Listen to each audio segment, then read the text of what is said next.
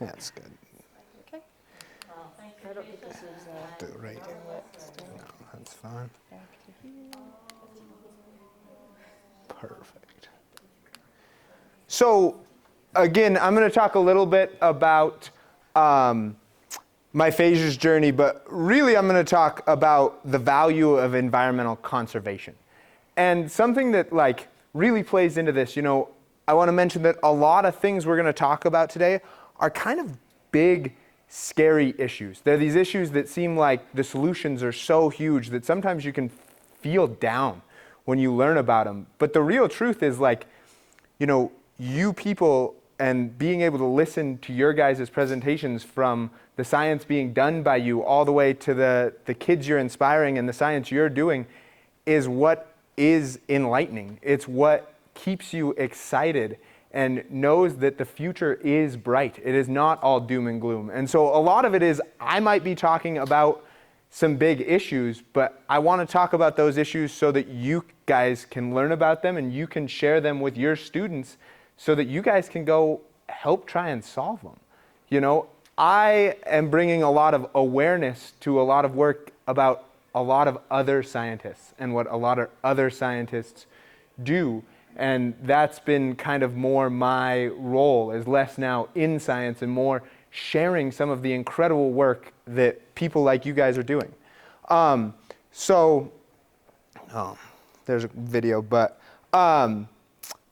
something, you know, that I was going to say is the reason that environmental protection is really important to me is because I get to spend so much amazing time in places like this. And anyone who gets to spend time outdoors like that gets this sense of why our natural world is so important. But I used to be Robert Lester Child Scientist. This was my very first day in the lab speaking. This was when I cashed in my voucher.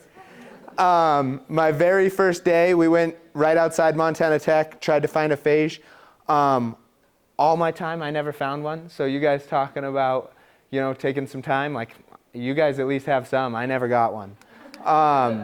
But then worked on a lot of different science fairs, and like that was a real love of mine.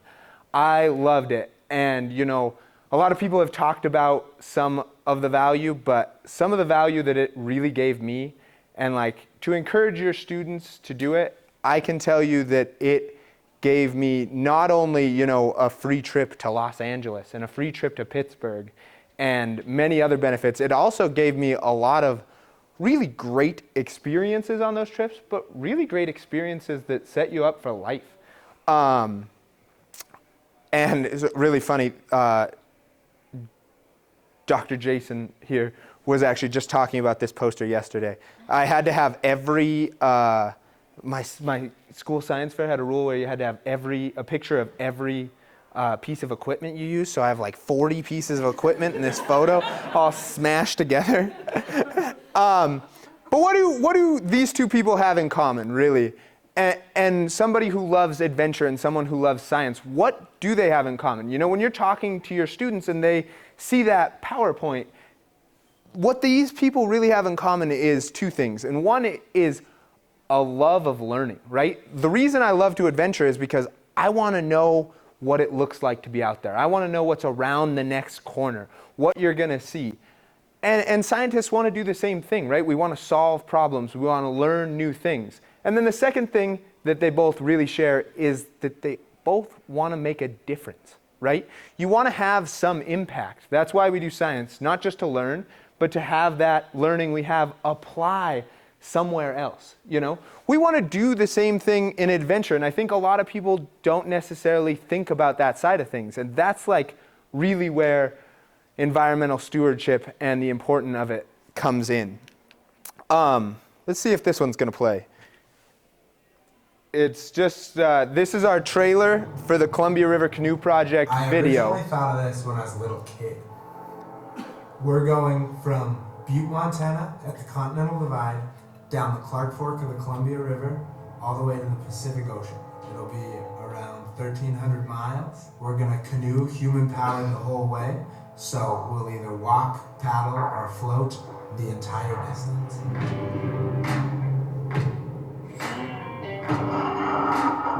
Yeah, so I've actually never canoed before. The very first heard about the trip, I heard that Robert was doing it, and I thought it was crazy, and I never, ever pictured myself being a part of it, other than just watching from the outside.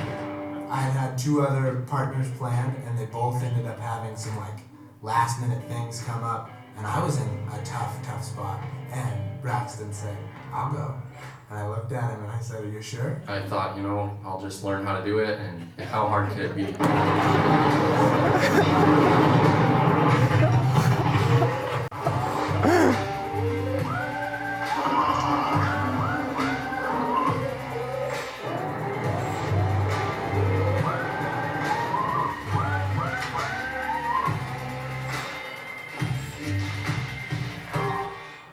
If I was going to do this trip, I wanted to try and see if we could have the biggest positive impact we could.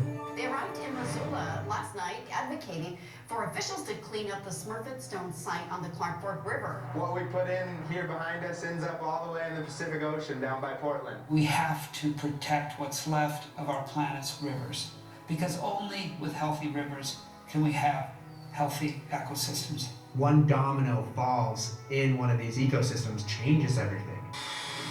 We're fixing some things that are falling apart, but it's going all right so far. Ideally, you'd be in 10 different watercrafts, but this one is what we're really using. It's what we're going to rely on.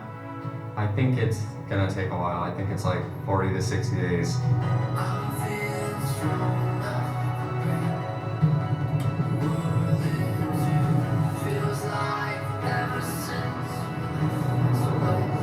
Portaging the canoe is getting it around the dams. We can't canoe through them, so we have to pick up the canoe and carry it around.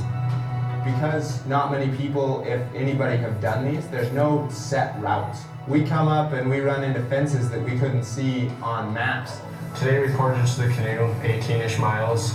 Walking 18 miles with a canoe on you is not easy at all. I've actually never been this sore before. That's where the river goes. That's north to Canada next. We'll get through the miles. It's a little long.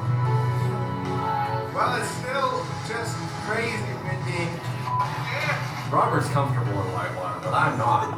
The rapid was a little bit bigger than I thought it was going to be. I kind of panicked, I was really scared. I thought I was gonna drown for sure.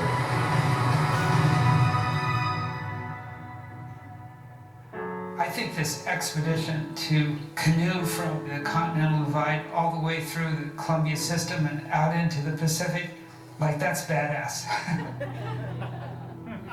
So that was just, that's actually our trailer. You guys are the first people to see it. We haven't let it go yet, but we are doing a documentary. And part of the reason we did that was because if we're gonna do a trip like this, we wanna have the most impact that we can, right? And so that's where that adventure meets science, and really this desire to have some impact and to learn what is out there. So just a few facts about it. The canoe project, we left in 2 weeks, it'll be a year ago. Took us 52 days. It was over 1,300 miles. We ended up walking over 170 miles with the canoe. And really our goals were, like I said, to make this documentary to hopefully improve some measurable change in the Columbia River Basin. And what we really wanted to look at were the influences of indigenous peoples, the current ecological issues facing the Columbia River Basin, and then a little about the pros and cons of damming. I'm going to touch a little bit on the first one, but mostly talk about the second two. So a lot of this work and the work on why environmental stewardship matters and why adventure ties with science so well is based on this guy's work. His name's Rick Ridgway. He's an incredible author, has done amazing things. He was the first American to ever summit K2. He walked across the island of Borneo, was the first person to ever do it. And something that's really cool is him, Jimmy Chin, and Conrad Anker took a trip, I believe in 2015, where they followed these antelope, these high Tibetan plateau antelope, for over 300 miles on foot because no one knew where these antelope birthed, where they calved, and they were becoming extinct due to poaching. So these guys walked from where they knew they started 300 miles to find this spot, and then basically pressured the Chinese government into making it a national park so that this area could be preserved. And work like that's really amazing. And it's really, though, when you meet this person, not the big things like that that he focuses on. He focuses on little individual work that we can all do without having to take these great massive trips or make these giant leaps in science, but that we can each contribute with our little everyday tasks. And that's what's really, really amazing. So right now, the Earth is truly facing two interconnected global crises, right? We are in the middle of the sixth, basically, mass extinction. There's some scientists that say by 2150, up to 70% of Earth's current biodiversity will be lost. And it's funny, I took this picture of this Hawaiian sea turtle, green sea turtle, and there's actually a reason why in a moment, but it's funny, we always think of animals like this, or animals like the antelope. But really, most of our biodiversity loss right now is in mollusks and especially in insects. And that's not, it's not as exciting or as sexy to be like, I want to protect the insects of Earth, as much as it is to be like, man, those green sea turtles are so beautiful and so amazing. And then our second crisis is really climate change. It's been, documented over Earth's history that climate change is something that happens. But it's the rate at which it happens right now that is so concerning. And a big part of those reasons are things that you guys have all heard. Greenhouse gases, deforestation, changing the way sunlight reflects from the Earth, things like that. But these two are really one and the same problem. And it's kind of easy sometimes to see how mass extinction is caused by climate change, right? We talk about so many animals or plants or anything that are very specific to certain temporal zones, right? One of the most that's really interesting is actually tortoises more than turtles, but that something fascinating is that their gender of their eggs is determined by how hot or cold the egg is. So a difference in 1 or 2 degrees Celsius actually determines what gender that the turtle will become, right? The tortoise. So a big issue with climate change is that these are going to be some of the most affected animals because there's a big concern that if there's no adaptation, that basically all natural turtles will become female in the next, year, or in male, and then there will be no reproduction after that. The way that this contributes to this is not as easily seen. So something that is really interesting is that right now we talk a lot about renewable energy and about things like that. And those are all super important things, whether we drive an electric car, whether we redesign where our food comes from. But the real truth is carbon and carbon offsets that we do don't do a fraction of what the Earth does on its own. If we have properly functioning ecosystems and properly functioning nature where we haven't messed it up, nature will sequester carbon at a rate that is unfathomable compared to buying a carbon offset. It's not even close. So the way we have to keep those ecosystems really intact is by having all of these animals and all that biodiversity, all the way down from phages and bacteria all the way up to these animals that we love to want to save. If all of those animals are in that ecosystem, it's functioning properly. It's sequestering carbon the way it should be. So it makes the solution really simple. It's not an easy solution, but it's a really simple solution. And what that solution is that really we need to preserve half of nature. So of the nature out there that is there right now, we need to preserve it at all costs. And the reason being is because it's not going to matter how many renewables we produce if our own Earth is not able to sequester that massive amount of carbon that it does. And so when you think about the rest of this presentation, right, like I said, some parts of it can be talking a lot about problems and not a lot about solutions. But what I want you to remember is that the solution is to getting these places that I'm going to talk about and our natural world in general as close to pristine and lush and beautiful as possible. So this is the Columbia River Canoe Project expedition map. You saw it for a sec. We started right here in Butte. Basically, anybody who drove to Fairmont today, no matter where you came from, you drove over a river we canoed across. And we canoed all the way a little bit up into Canada and then traversed all of Washington, across Oregon, and out to the ocean. Like I said, took about 52 days. And I'm going to kind of walk through and talk about a few issues along the way. And like I said, if it gets a little down, I'm sorry, but keep in mind that, you know, my goal is to try and educate you guys to make the good changes that are going to really help save our world. And the first one is mining in Silverbow Creek. And it's fascinating. It's where we started. It's why this is here. It's why Butte is here. And Raylene showed pictures of Silverbow Creek, and I have a few other ones, and we're going to talk about that. But since mining has existed here, the creek has never been the same. Every one of these red dots is a placer mining claim that existed along Silverbow Creek. So that just means, you know, hand digging, not necessarily the big underground digging. But if you look at every one of those dots compared to that creek, there's just no way that we can ever restore that to what it once was. So now the goal from this point on has to be to get it the best we can. Now imagine you switch to hard rock mining and you start sending all the tailings from Butte's 12 smelters straight into Silverbow Creek. So you saw those pictures of Silverbow Creek earlier today. This is what Silverbow Creek looked like at the turn of the century. That's the actual creek.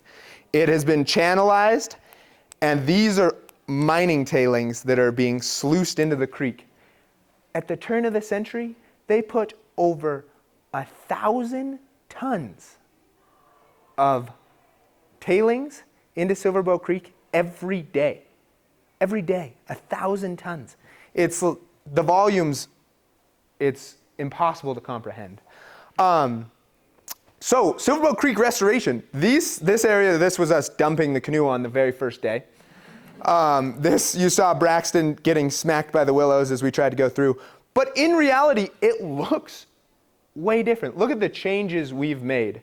And I really want to highlight this because it shows how good we can do. But there's something I'm going to mention in a little while that talks about how when we as humans make changes to the earth, they are permanent, without a doubt. So despite how good this restoration really looks, and truly how good this restoration is, there are still some things that need to be thought about. So where did all those mining tailings go, right? They're being sluiced into the river. In 1908, there's a giant flood. It all gets washed all the way down the river a lot further. So in 1911, they decide to build ponds at Warm Springs. It's not very far from here. And it's to keep those tailings basically contained, right? Not just in the river, keep them from washing as far downstream in the volume that they could have. So these are the Warm Springs ponds. Here, they're not very far. We're like, where can I see us? We're like right in here, right? No, we're this direction. Anyway, sorry. But these are really, really interesting. So what happens is the sediment flows into these ponds. The physical sediment is supposed to settle out. Then you're supposed to treat things like heavy metals and the pH with lye, and then you're supposed to send clean water out the other side of the river. So great in theory, in reality, tough situation, right? So right now there is 18 million cubic yards of mine tailings in these ponds. What's that mean, right? Okay, so later on the trip, I passed the Grand Coulee Dam, the biggest dam in the United States. So big that they had to take into account the curvature of the earth to build it. There's so much concrete in there that even after 80 years, the concrete in the middle of it has not completely hardened yet. There's 1.5 times more tailings in these ponds than concrete in the Hoover Dam. Okay, one more for you. If you were to build a sidewalk out of these tailings, 4 inches high, 4 feet wide, you could take it to the equator and wrap it around the earth 3 times. A staggering amount of tailings. And while that alone might be something that we could look aside, right? We could say, okay, the water comes out clean. Maybe this is an area we have to hold. The sad truth is that the water is not meeting human standards or environmental standards for arsenic about twice a year, every year. So, some people really like to say this is a beautiful bird refuge now. And in some ways it is. But imagine how well that bird refuge or fish refuge or wildlife refuge would function if there wasn't 18 million cubic yards of tailings under there, right? So now we're going to move down river. So what happened to all that sediment in 1908? Because the ponds weren't there, right? There's this big flood. It all goes down. It gets washed up against what's called the Milltown Dam. And this I colored green because it's truly one of the few really good wins we have in this, especially of the ones, there are a few others, but of the ones I'm going to talk about, few really good wins for environmentalism among the Columbia River. And so all these tailings got washed up in here, and they basically piled there. And then the arsenic from those tailings was seeping into the wells of the town of Bonner. So in addition to being a ecological draw from the river for fish, for things like that, there were 35 wells in the town of Bonner that were essentially poisoned. Not 35 wells, sorry, the wells served 35 homes. So in 2008, they finally breached the dam. They actually had to do a bunch of stuff where they brought the rail cars in. These are excavation pits where they're taking out sections of tailings that were piled up, putting them into the rail cars, taking them away. And not only, reason this was a really big win is because it's not only cleaning this area, it's also restoring the confluence of the Clark Fork and the Blackfoot River, which are 2 of western Montana's most important rivers. And it's been really interesting to see that fish numbers and fish spawning, especially in the Blackfoot, has went way up since they removed this dam. So there's been some positives, and I probably didn't highlight enough of them, but I want to show you that there is still good work being done. So just downstream from there on the other side of Missoula, anybody, I don't know, most of you guys probably aren't old enough. Anybody ever go to Missoula when the Smurfett Stone site was running? My parents always told me, yeah, Jim lived there probably, right? Yeah. Yeah. My parents talk about the smell when the inversion would come in, and you couldn't get it off your clothes. You had to change outside because it stunk so bad from this mill that basically made paper and cardboard right outside of Missoula. And it is shut down now, but the big problem is, never mind. There's a really cool video you'd see if this worked of a drone shot. But the problem is basically that the site is on the river. And not only did it, make the town smell bad and discharge chemicals, the big problem was that they discharged chemicals into a bunch of wastewater storage ponds and sludge ponds. and those sludge ponds have not been cleaned. Now, okay, right, we're just talking about other stuff that hasn't been cleaned. The problem is there's about a 6-foot by 10-foot berm separating those sludge ponds from the Clark Fork River. So the big concern is that a flood event like we're talking about before is going to come in, wipe out that berm, and basically rush all these toxins into the river.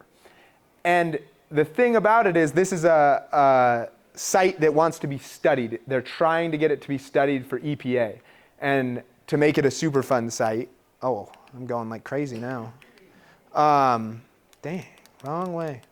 But the biggest part about it is that right now it's a relatively easy cleanup.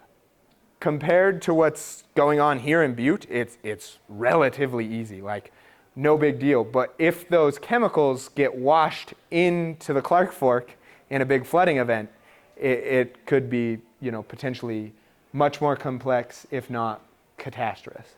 The other issue with Smurfit Stone and why study really needs to be done is there's some environmental, agencies who are currently saying that there's no issue with seepage of those chemicals into the Clark Fork River, but at the same time, Montana Fish, Wildlife, and Parks has done a study that resulted in a fish consumption warning that no more for anyone, no more than 4 fish, that pregnant women or women who want to become pregnant shouldn't eat any fish, starting just above the site and going for over 100 miles downstream. So, like I said, we're still moving downstream. We're coming to Sandpoint. This was a beautiful place. If anybody's ever been to Lake Pend Oreille, it's really incredible. Very similar to Flathead, just this big, beautiful, wonderful lake. And people are wanting to build a lot of houses on it, right? We don't blame them. This was kind of cool. This guy builds castles. He has like 3 castles along the lake. But this is like a relatively remote stretch. The banks are really becoming very crowded, right? And so that's causing us to see 2 things. And this is actually 2 things we're kind of seeing along this whole journey a lot, but Lake Pend Oreille shows it really well. One of them is that bad septics are having phosphorus contamination into the river because basically they're so close. All these houses are right on the river. I mean, and I don't blame people. We all want to live right there. We all would if we could. The second thing is development is changing stream beds. And especially one there that is being changed is called Trestle Creek. And Trestle Creek is important because it holds 50% of the spawning grounds for bull trout that come from Lake Pend Oreille.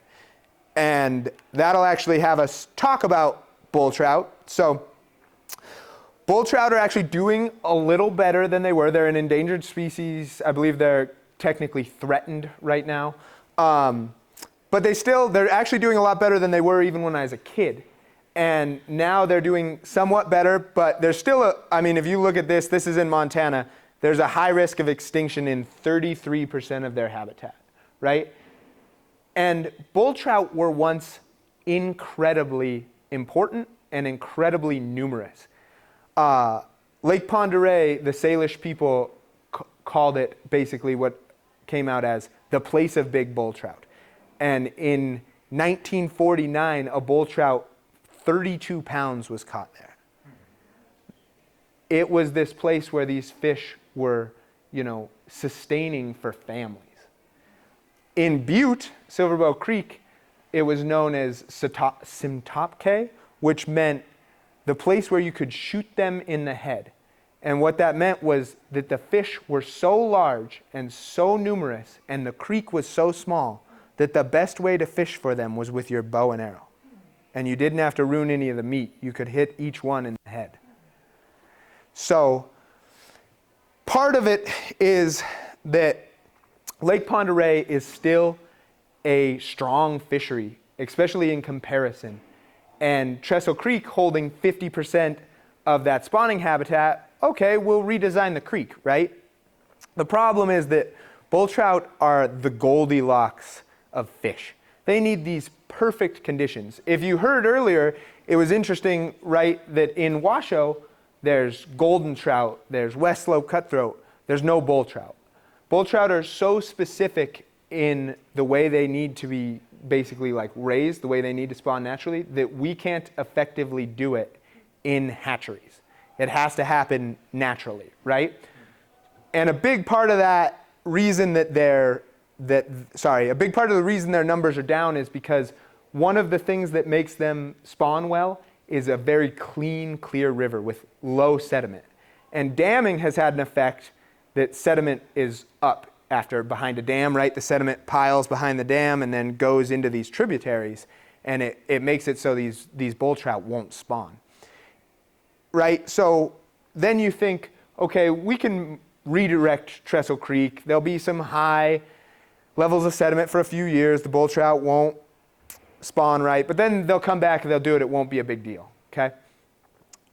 So earlier we saw how good Silverbow Creek looks now in comparison. There has not been, even since the remediation, I was talking to the fish biologist this week to double check because he just did another round of like assays, and there hasn't been a bull trout found in Silverbow Creek since 1875. In addition, there's still, even after the remediation, no water that's suitable for bull trout to reproduce in the entire Silverbow Creek basin. So the comment on Silverbow Creek, the comment in general is when we make these changes, they really are permanent for a lot of these species. You know, we think that we've came so much farther than, you know, the turn of the century when we're pumping stuff into the river, and we have. Don't get me wrong, but you still need to remember that a lot of these little changes we make have these incredible unintended consequences that despite how resilient the environment is, can truly be unrecoverable. So my personal deal I think is really interesting. You know, we've heard about the effect of damming like I talked about. Each one of these blue marks is a dam we had to portage around. Again, so if you're here, Silverbow Creek hasn't been one since 1875. The main body of the Clark Fork River, it's getting a little better, but it's still pretty rare to catch a bull trout. I've fished that like most of my life, and I've never caught a bull trout. Then you cross these 3 dams if you're going downstream. You get to Lake Pend Oreille. Like I said, one of the last great remaining bull trout fisheries, especially in the West United States. Part of the problem between here and here is these 3 dams. So these 2 don't have a fish ladder, which is a problem, right? So one of them does an interesting thing where they have a fish elevator. They have basically this giant tank, and they hope the fish that want to go upstream swim into the tank. Then they close the tank off twice a day, and they elevate it up to the dam and open it and flush the fish upstream of the dam. The other one, actually, they have like a simulated fish ladder before the dam. Then they take all the fish that are in there. If they do some like controlled sorting, so if it's like a pike, they bring it to the soup bank. If it's a rainbow trout, they chuck it back downstream. And if it's a bull trout or West Slope cutthroat and Arctic grayling, they put it in a truck and they truck it to the upside of the dam and then dump them back out. Okay, so fish ladder's better, right? We come to Thompson Falls, state-of-the-art fish ladder. They spent millions of dollars putting this thing in. They think it's going to be great. The fish can't find it. They don't know why. Fish won't go up the Thompson Falls fish ladder. So again, remember when we make these changes and we have great solutions, that sometimes we need to focus on solutions on problems that are already there, not think about like, oh, I have a good solution. It doesn't matter if I make a new problem, right? So, oh, sorry, I do have a little farther to go. Then you pass 5 more dams, get into Canada, and it's really interesting that there, bull trout are not endangered in Canada. I was talking to a fisherman who fishes this section a lot, and he was saying that catches bull trout all the time. It's a fish I've never caught fishing here my whole life.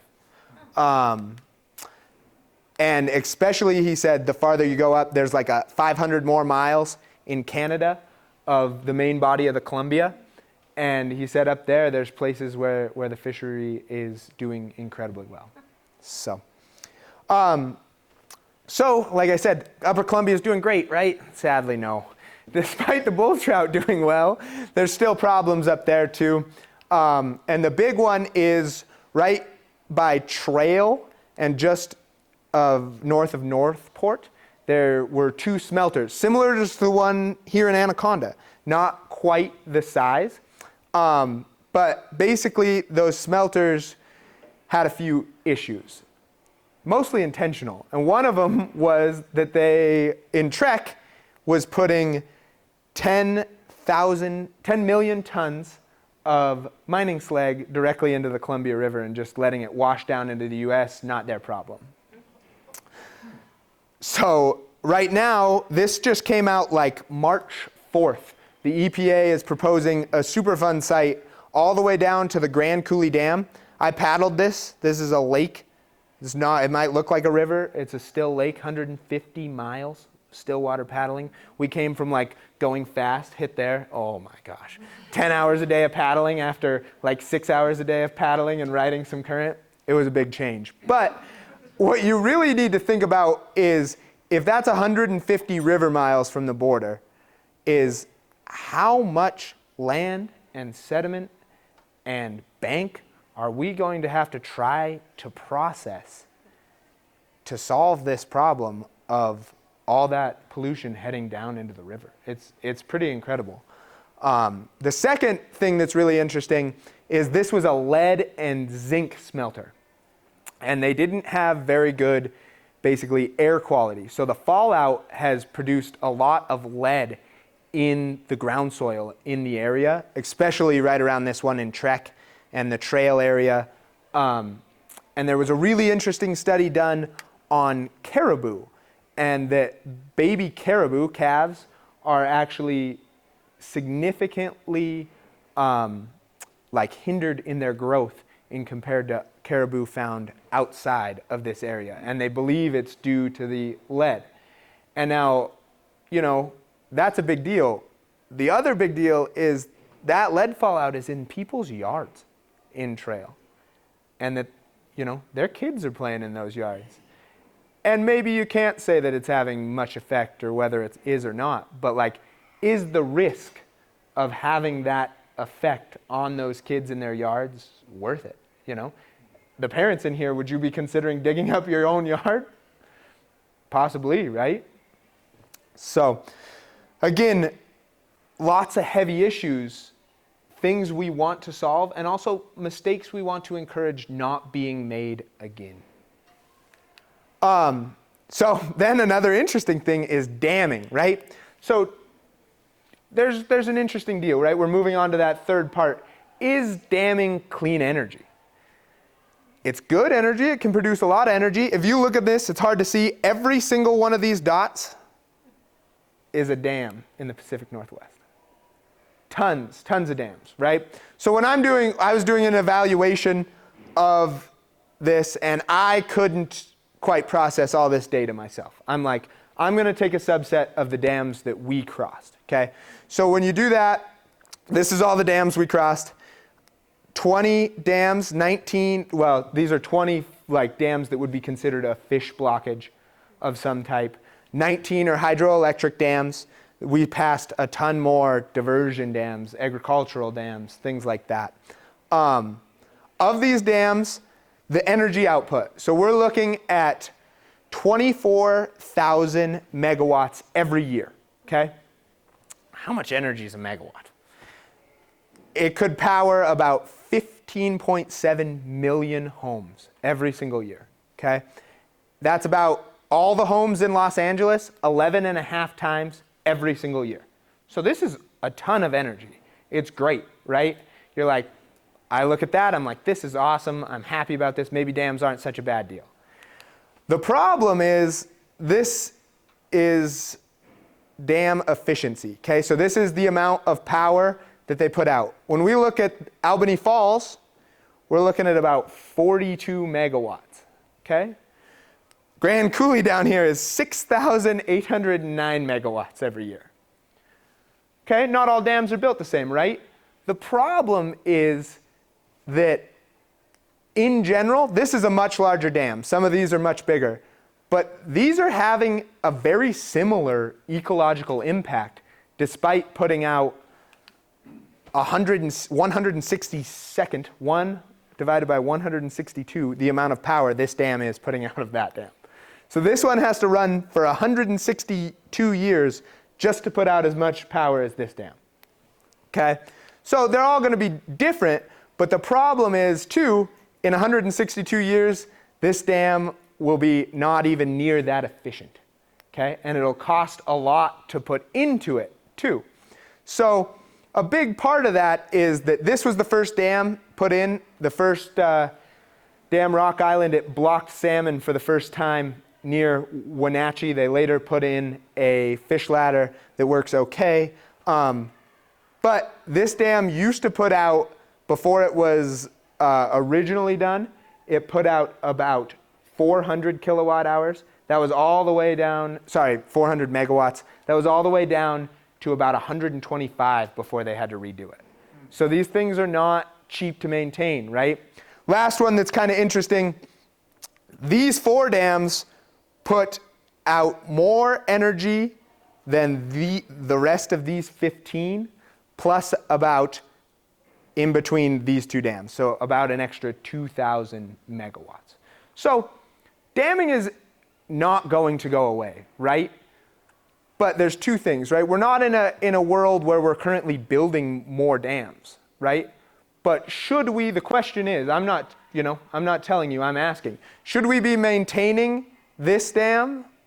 Where's the cutoff? Should we be maintaining all of these dams versus, updating and making these dams more efficient? Some of the other downsides of damming. A big one that I'll go to the picture since they're here. Dams are supposed to be safe for fish. That's like preached very heavily, right? And this was just downstream of one of the dams. I've never seen a sturgeon before in my whole life. This is actually an endangered species, and it was chopped in half by a dam turbine, despite supposedly being completely safe for sturgeon. This dam was rated to be safe for sturgeon. This is, believe it or not, it's hard to tell, that half of it is probably 4 feet long. This is an incredible fish. They are like prehistoric fish about this size. I didn't go into it too much from a biology perspective, but we looked it up. Probably in the 40 to 50 years old range. There's one at the Bonneville Dam that's over 82 years old. It's like 18 feet long. So that's one downside.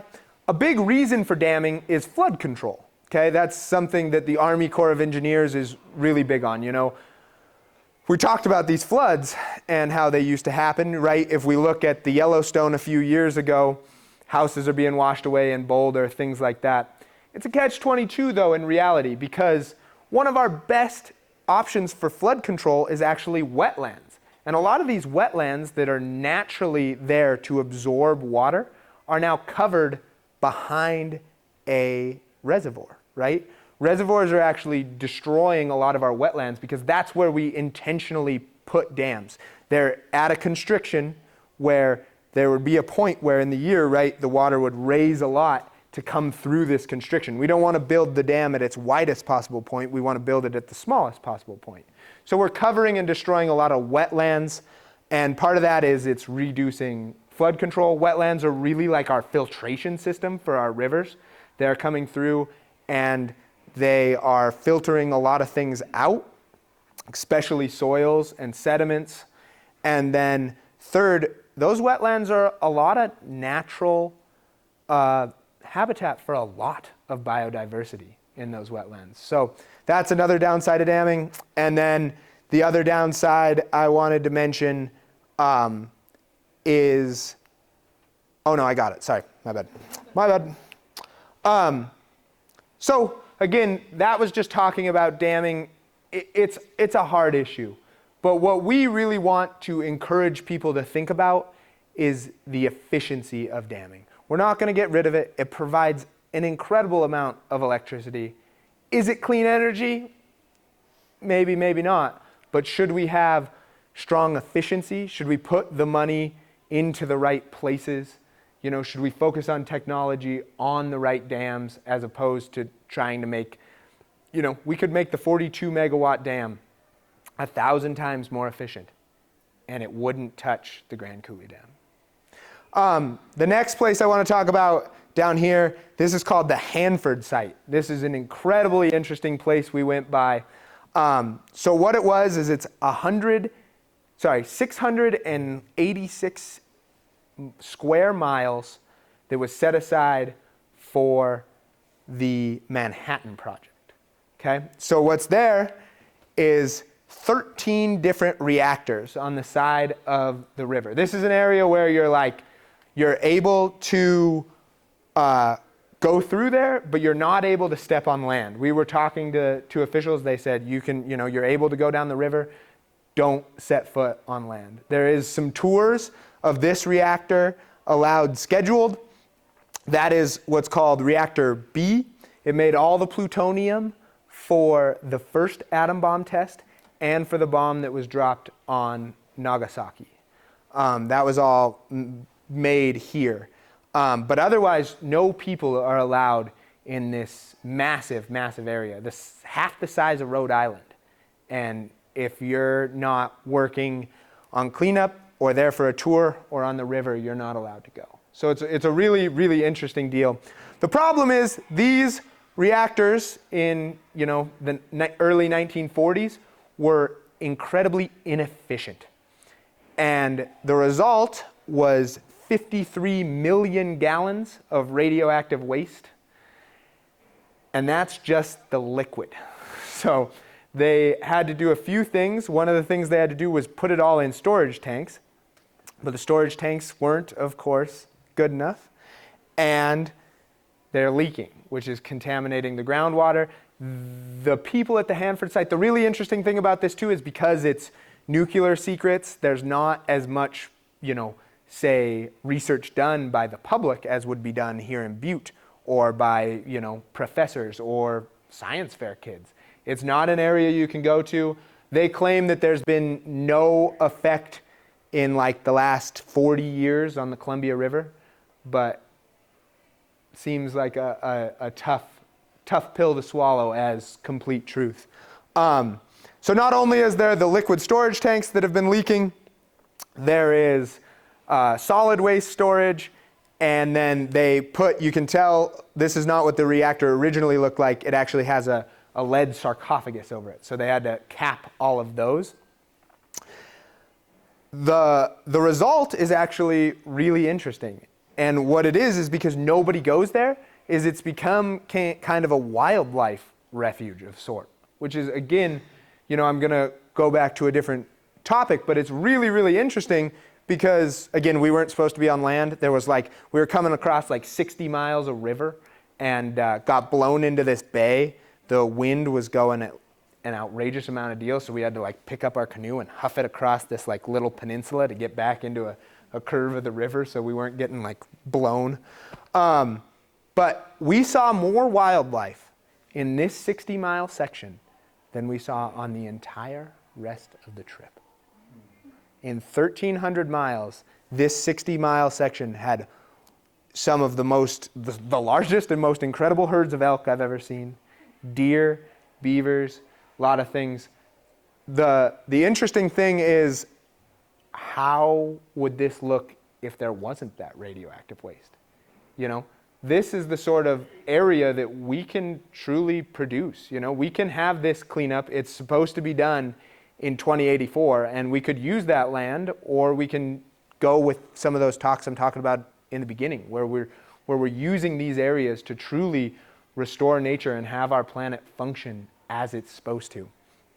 Interesting thing about the Hanford site, when we were doing interviews on our way down there, talking to a guy at it, and It's going to cost $341 billion, be done in 2084. And he said, yeah, it's the second most complex Superfund site in the US. And he said the only one that would be harder to clean is the 10,000 miles of contaminated underground tunnels in Butte, Montana. So, 341 billion might be coming this way sometime. One of the last things I want to talk about is salmon, right? If we talk about the importance of bull trout in the upper Columbia and the Clark Fork and places like that, salmon were, put that to shame 3-1. People lived on nothing but salmon originally. And really, when we're talking about the Columbia, there's 3 main types.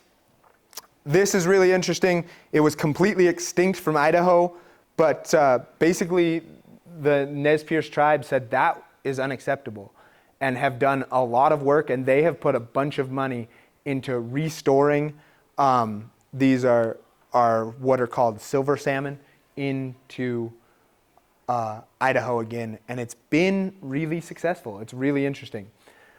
A lot of work left to do as far as salmon in the Columbia go.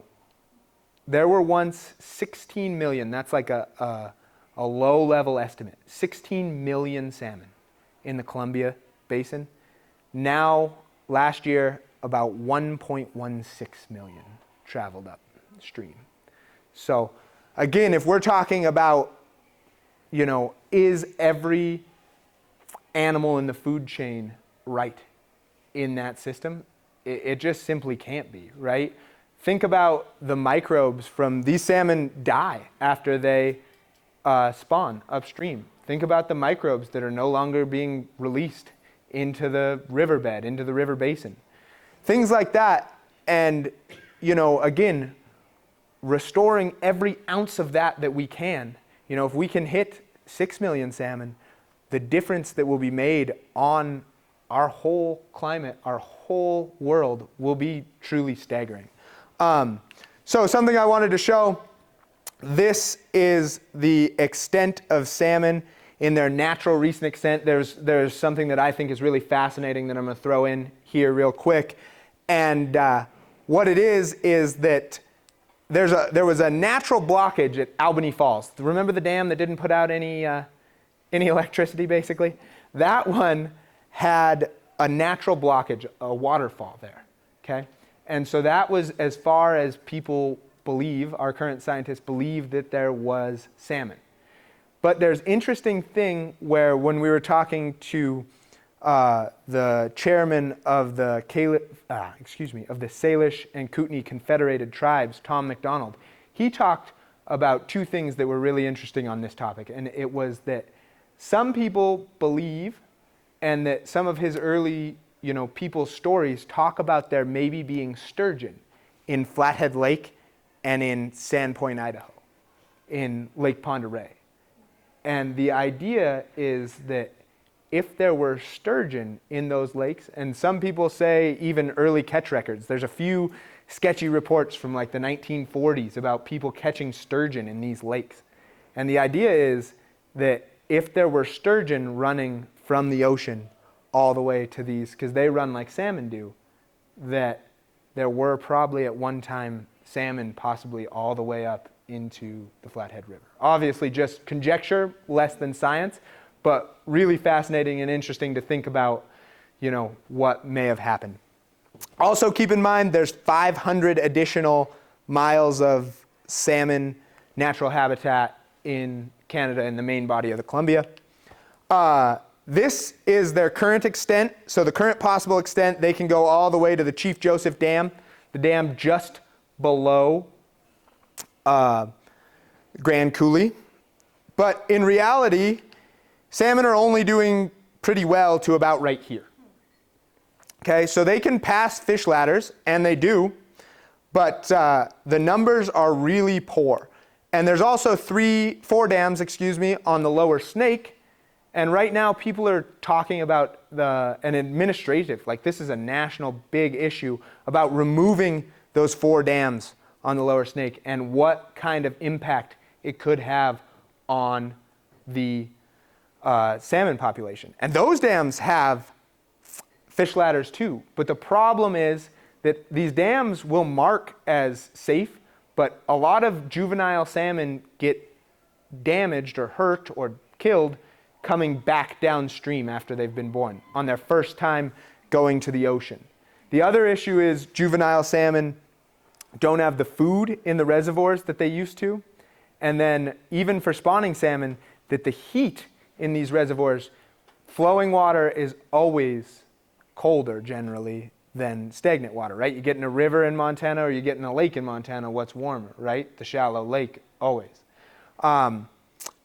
But basically those are issues that are happening up here. And they have, right now, that's the big discussion. But hopefully one day we could talk about, removing some of these inefficient dams to push salmon numbers in the main body of the Columbia, not just in the Snake River. Kind of sad to comparison too, that's how far their natural extent is left. So they used to come all the way up to here at least. That's how far they come without interacting with a dam or something like that. My last issue I want to talk about, this one's my favorite to talk about. It's the biggest issue by far in the whole system. It affected our entire journey. It's the biggest issue without a doubt. And it's just garbage. You know why it's my favorite to talk about? Because it's the easiest for every individual to have an impact on, right? Again, we're talking about impact. And when I talk to people in this room, it's exciting to talk about impact because we can talk about solving these big problems. But when you talk to a normal person about things like climate change, things like preserving the environment, the toughest deal is you get this sense of gloom because you personally can't go have an effect. But you really can, right? If we go and walk it ourselves with no other additional help, we've had an effect. If we take out our friends, if we organize a cleanup, we've had even more of an effect. Or we've had a good effect if we just don't make sure that our garbage goes into our natural areas. If we're trying to preserve this river, right, and keep it as natural and free-flowing as possible, this comes in big contact with it. Funniest thing was we saw some incredible garbage on our deal. You wouldn't believe it. We picked up things like basketballs, those water coolers? Got a water cooler, we got it into the canoe. Picked up styrofoam coolers, but the things we couldn't pick up were crazier. I saw a floating trampoline, fridges, sunken cars.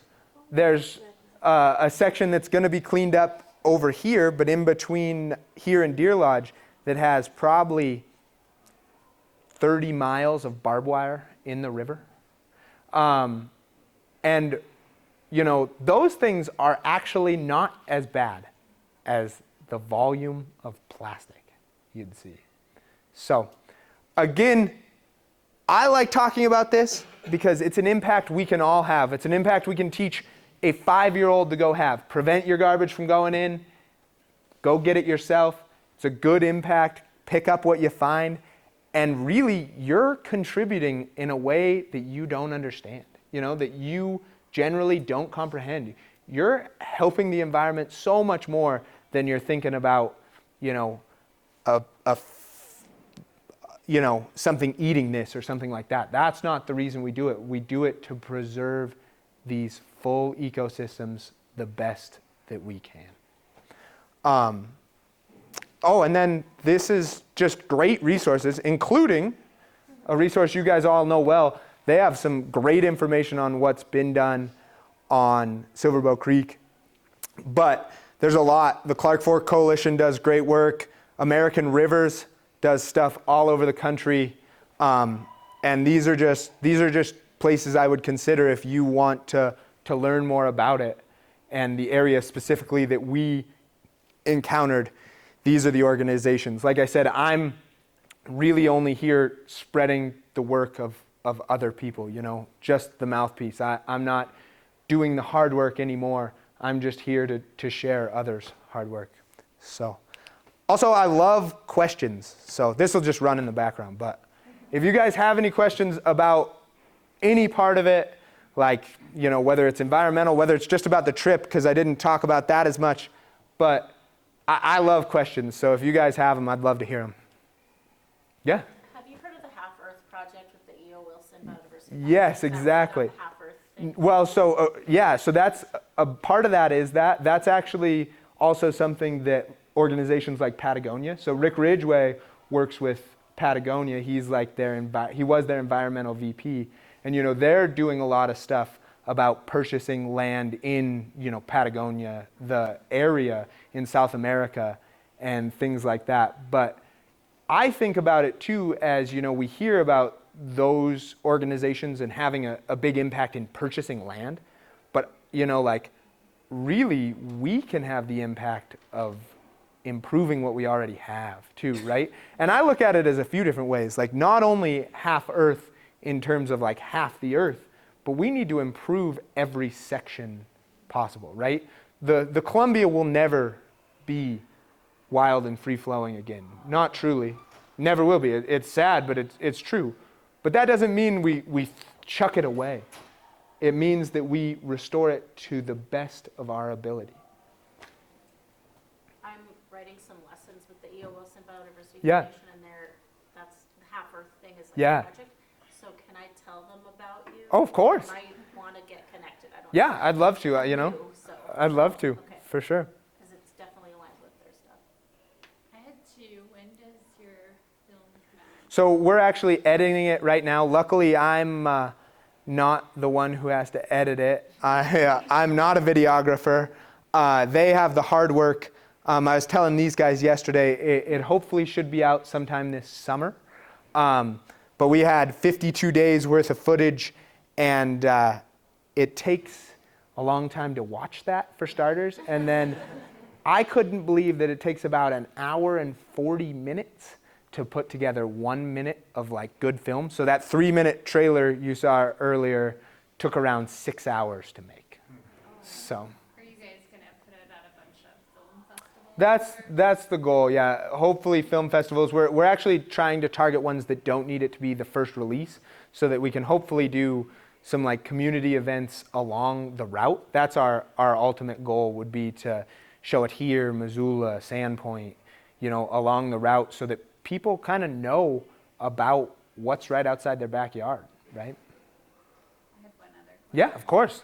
I love them, like I said. It looked like you put a lot of effort into portaging the canoe, but did you guys portage your stuff too? Or did you So, just yeah. the video photos? No, so it's a little of both. So what we actually did is it was a self-supported trip as far as canoe travel went, until we got to some of these bigger, longer portages. So like I always joke that some of them I walked 5 times, where we'd stop, I'd see it, I'd walk the route, come back, get the stuff, walk it again, come back, get the canoe, go. Some of them we only had to walk 3 times, where you just like would bring all the stuff and go. And then some of them we luckily only had to walk once, and those were some of our bigger portages. So for us and for our importance was that us and the canoe would be completely human traveled the whole way, but that we weren't going to make it completely self-supported, because I couldn't be like paddling through Missoula after 6 days and not go get a burger at the joint right there, or to I always joke that if we had went and had to walk to get all our supplies every time, that I'd still be there. If we had to walk to every town and haul 20 days worth of food every time, it'd be really something. So, yeah. Did you have a video crew then that was doing? Yeah, so I was really lucky that these were all people that I had worked with or knew, really friends that we'd worked on other skiing or climbing projects. And I asked them to give me, each 2 weeks out of their summer and see if we could make something happen. So they'd each come out, drive out, do their section, and then drive home, and the next guy'd come out and do his section. So I was incredibly lucky that they took a chance that we'd even make it, and you know. You didn't have to coerce them or anything? No, yeah. So in your planning, besides your logistics and talking to agencies and so forth, how long did it take you to prepare? Yeah, so it's actually interesting. I really wanted to do this as a little kid. When I was like really little, we used to float boats down the river. And it's a little long story, but I really loved the idea that you could travel by water. You know, it used to be the highway for everybody. It was the fastest way to go. And so I like always had wanted to go to the ocean from here as a kid. And I didn't do much with it until I got to college. And I loved physics, but I had this physics lecture that I did not enjoy, and we had this massive room, and I'd be on Google Earth not paying attention, and instead I'd be planning the trip. So I had done a ton of work over this full physics semester where I had done just a ton of work, and I graduated college and never touched it. It was all saved in a file as far as route planning, all those things go. And then the October before the trip, I was telling a friend of mine he's a really, really amazing person. He's a quadriplegic. He only has like movement in his neck and above. And I've known him for probably 15 years now, and I've never seen the kid have a bad day. He has the most incredible, amazing, infectious, positive attitude. And so 2 Octobers ago, I was at his house having dinner. We were talking about things, and I told him, oh yeah, I'd always wanted to do this. And he said, oh, you got to do it. That's the coolest thing I ever heard of. And so for me, I went home the next day, and it was like, if this person who inspires me so much and has given me so much thinks something that I want to do is worthwhile, like I need to do it. So I went home and started calling canoe companies the next day. So then it took from that October till May to get it like all together. Wow. Yeah. What's the biggest water you floated? What's the biggest class of rapid? So being in a canoe, it was the one you saw there. Did you do Alberton Gorge? No, we had to portage the entirety of Alberton Gorge. Okay.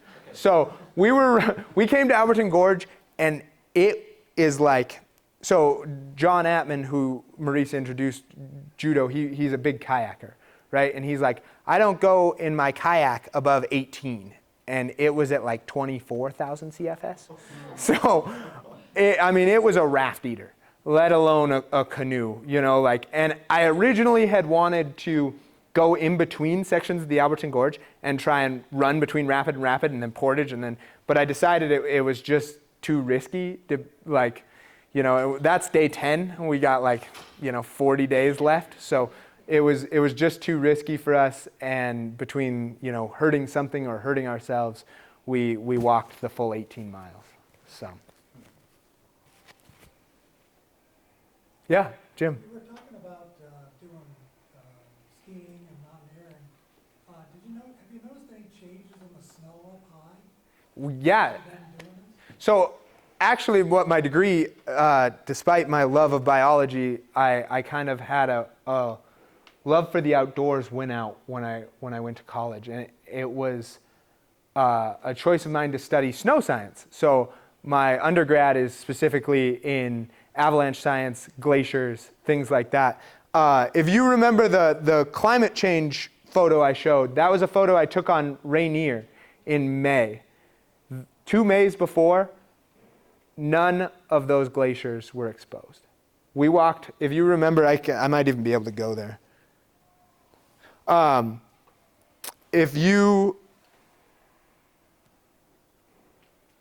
I can go way back. But if you look at this photo, it's pretty amazing that this was completely smooth. It's hard to imagine, but these glaciers are calving and changing daily. This was May 10th. We had been there 2 years before on May 5th, and I walked right up here instead of snaking my way through this type of terrain. Which glacier is that? That's the Ingram Glacier. This is on the Ingram Direct. And so, again, when we talk about climate change, it's a really interesting thing that, maybe that's a warmer year, maybe it's not. But this is always interesting to me because it was just so drastic. We actually didn't make it to the summit of Rainier this trip.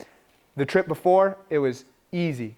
We flew up there, no problems. We're going easy. We're going early in order to ski it. We're crossing a few crevasses on ladders.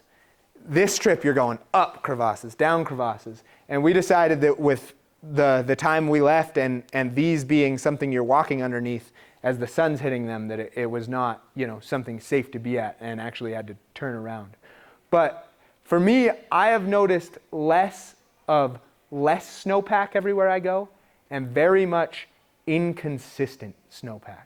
I've skied my whole life, but as far as like true mountaineering, I'm probably in close to 10 years now. And the consistency is really, really tough. This year, terrible Montana snow year. The year before, great Montana snow year. And I'm seeing that even in localized areas, like specific mountains that we go to are not consistent from year to year. There's some, like the Sphinx down by Ennis, we do almost every year. And it's, we go relatively the same time. And the snowpack, even if it's broadly the same as last year, will be locally very different.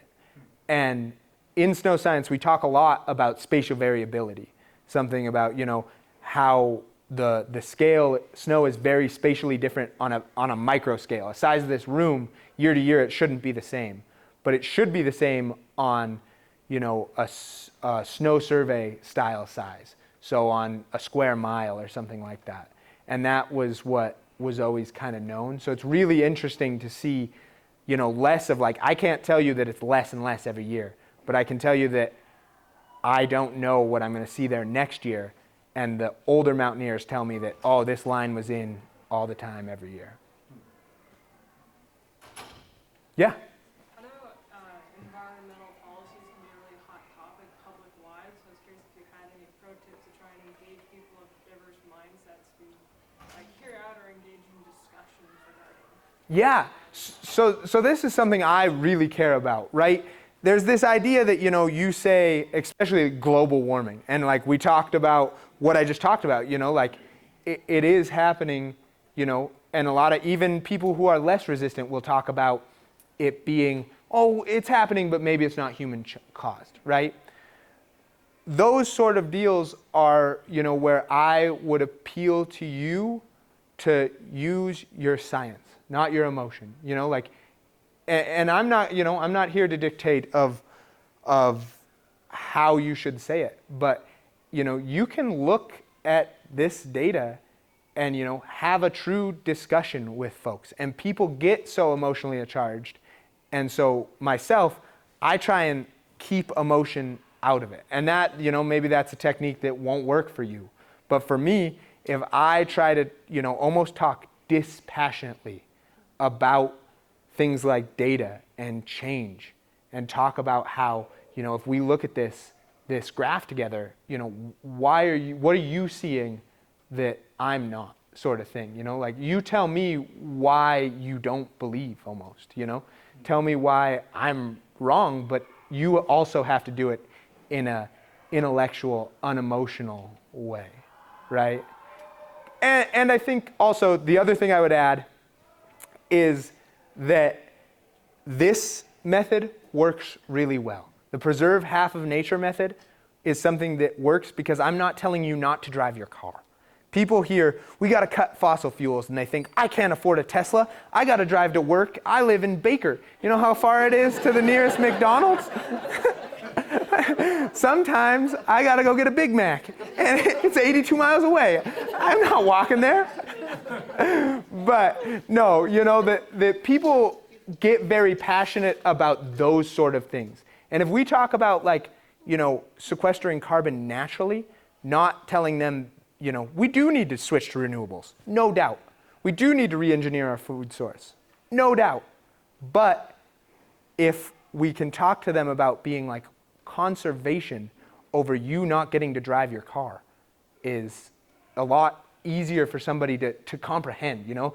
People get so charged again because you tell them like, you know, you're not gonna, you have to buy this, you have to buy your carbon offsets, you can't fly to Paris anymore, you can't, you know, like whatever your thing is that they love to do, they only hear my thing that I love is going to go away, you know?